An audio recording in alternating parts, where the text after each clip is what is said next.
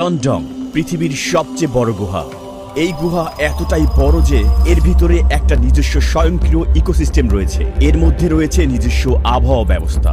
সাধারণত আকাশে যে মেঘ দেখি, গুহার ভিতরের শত শত মিটার ভূগর্ভে একই মেঘ তৈরি হয়। সানডং এর ভিতরে লুকিয়ে আছে এক অবিচ্ছন্ন আদিম বন আর বিশাল এক ভূগর্ভস্থ নদী। স্বচ্ছ মাছ থেকে শুরু করে রঙিন বানর, এখানে সবই দেখতে পাওয়া যায়। এই গোপন জগতে বাস করছে 250টিরও বেশি উদ্ভিদ ও প্রাণীর প্রজাতি। সম্প্রতি এখানে 7টি নতুন প্রাণীর সন্ধান মিলেছে, যা শুধু এই গুহাতেই পাওয়া যায়।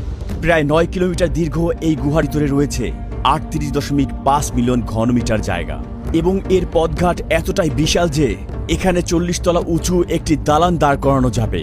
এই স্ট্যালাগমাইটগুলো ঠিক যেন প্রাচীন সুউচ্চ মিনারের মতো মাথা তুলে দাঁড়িয়ে আছে।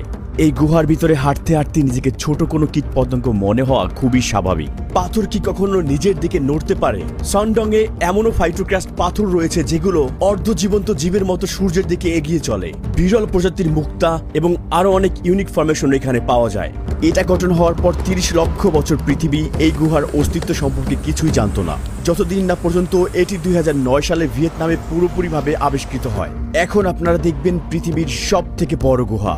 নিরাপত্তা ও সংবেদনশীল পরিবেশ রক্ষার জন্য ভ্রমণকারীদের এখানে একক প্রবেশ নিষেধ। এই অভিযান পরিচালনা করে অক্সালাস, যা একমাত্র অনুমোদিত সংস্থা।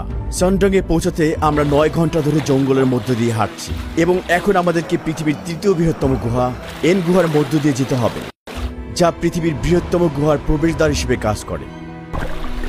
যে কোনো সম্ভাবনার জন্য পুরোপুরিভাবে প্রস্তুত থাকা জরুরি। তাই এই যাত্রা শুরু করার আগে আমরা সানডং এবং তার আশপাশের এলাকা সম্পর্কে গভীরভাবে অনলাইনে গবেষণা করেছি, যাতে আমরা প্রয়োজনীয় সবকিছু জানতে পারি। এখন আমরা গুহার ভেতরের সমুদ্র তটের দিকে যাচ্ছি।